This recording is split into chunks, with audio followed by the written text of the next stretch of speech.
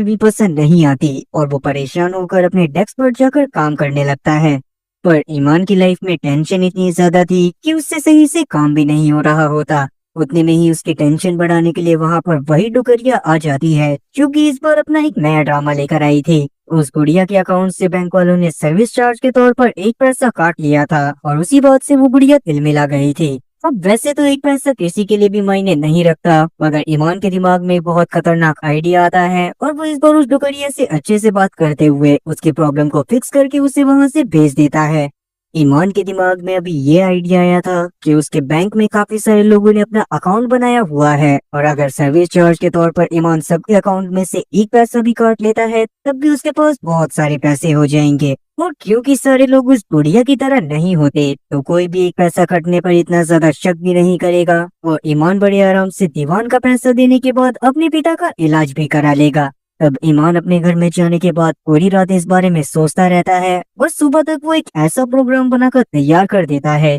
जिसकी मदद से जैसे ही वो अपने बॉस को ईमेल भेजता है और उसका बॉस ईमेल पर दिए गए लिंक पर क्लिक करता है तो बैंक का सारा डेटाबेस ईमान को शो होने लगता है। जिसके बाद ईमान अपना दिमाग लगाकर सबके अकाउंट में से एक ही पैसा काट लेता है और उसे एक ऐसे अकाउंट में ट्रांसफर कर देता है जो कि काफी सालों से बंद पड़ा हुआ था। और अब सबसे बड़ा इशू यही था कि वो उस बंद अकाउंट में से पैसे को निकालेगा कैसे। उतने में ही ईमान के घर के बाहर दीवान के भेजे गए आदमी आ जाते हैं जो कि उससे पैसा लेने के लिए आए थे। उनको देखने के बाद ईमान तुरंत ही अपने लैपटॉप को समेटता है और पीछे वाली खिड़की से नीचे उतरकर भागने की कोशिश करने लगता है। तब ईमान जाकर एक टैक्सी में बैठ गया था और वो टैक्सी वाले से गाड़ी को बहुत तेज भगाने को बोलता है, मगर दीवान के आदमियों की नजर भी ईमान के ऊपर पड़ गई थी, इसीलिए वो अपनी बाइक से उसका पीछा करना चालू कर देती हैं। तब ईमान अपने लैपटॉप से उस बंदे के नाम की एक फेक आईडी बनाता है जिसके अकाउंट में उसने पैसे को ट्रांसफर करा था और बाद में वो बैंक वालों को मेल करके झूठ कहता है कि मैं अपने एक आदमी को बैंक से 95 विड्रॉ करने को भेज रहा हूँ।